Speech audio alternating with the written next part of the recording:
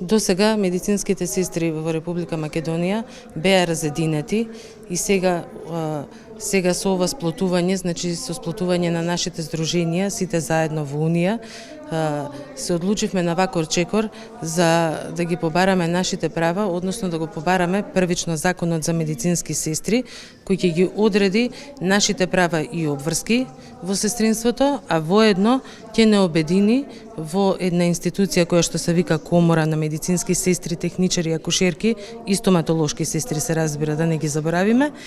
И оваа комора е институција која што ја имаат сестрите на располагање, сестрите од сите држави, не само во нашата околина и во целиот свет. И не сакаме да останеме поназад од нашите колешки, сакаме нашите права и обврски да ги оствариме преку комората. Кои точки денеска на овој состанок ќе бидат разработувани? Кој е работниот дневниот ред по кој што ќе се одвива денешниот состанок? Значи денеска се одржува собрание на Унијата на медицински сестри и техничари и ќе се одредат координаторите и представниците од сите градови во државата.